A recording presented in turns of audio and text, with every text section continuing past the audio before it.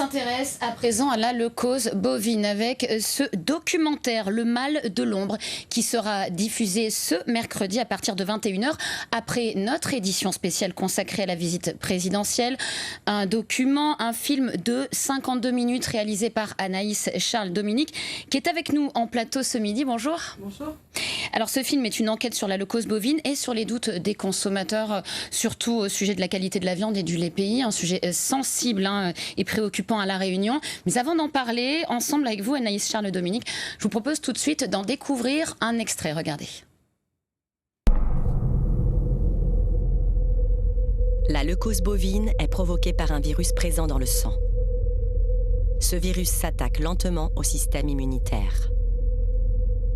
Dans la phase tumorale de la maladie, l'animal meurt d'un cancer. L'Organisation mondiale de la santé animale, l'OIE, qui correspond à l'OMS pour la santé humaine, recommande de lutter contre cette maladie.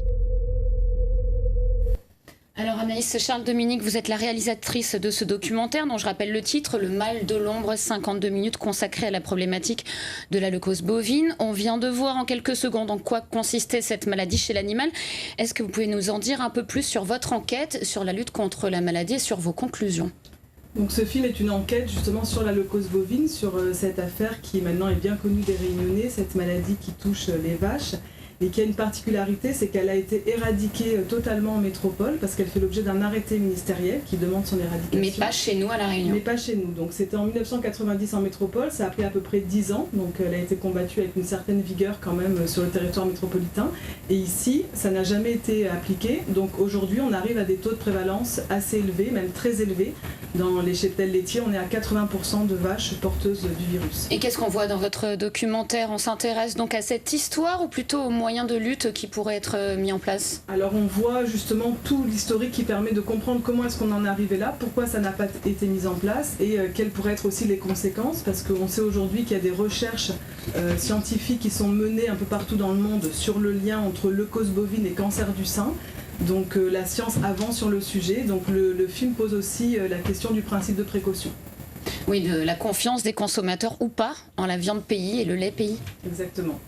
Alors le sujet est très sensible, je le disais, très préoccupant à La Réunion. Est-ce que vous avez rencontré des obstacles pour mener votre enquête ? Alors c'est pas évident parce qu'effectivement il y a deux clans un petit peu, c'est très clivé comme sujet, il y a des avis assez tranchés et ça a été surtout très long, très laborieux parce que c'est une enquête avec beaucoup de documentation, beaucoup de publications, certaines en anglais et donc c'est vrai que le travail et a demandé beaucoup de temps et de personnes qui travaillent sur ce sujet et donc aussi des difficultés de financement sur la fin. Oui, j'allais dire beaucoup de temps, donc beaucoup d'argent.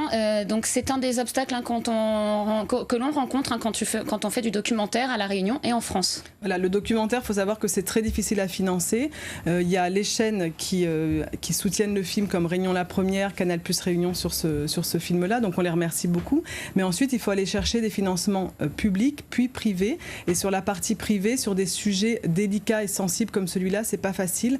Donc là, on se tourne aujourd'hui vers les téléspectateurs, les citoyens réunionnais, pour faire appel à un financement participatif, solidaire, pour soutenir le projet. On s'en sert en musique notamment, mais donc aussi pour la réalisation de documentaires, c'est possible. Et ça marche ? Exactement. Vous avez récolté Alors ça marche, c'est vrai que les gens nous soutiennent. On a déjà 2 800 €, mais on a besoin de 10 000 € pour boucler le budget. Donc il faut encore beaucoup de contributions et beaucoup de soutien. Donc c'est un appel que vous passez ce midi dans notre journal. Merci beaucoup Anaïs Charles-Dominique d'avoir accepté notre invitation. Merci à vous. Je le rappelle que votre documentaire Le Mal de l'ombre sera diffusé sur Réunion la Première à partir de 21h.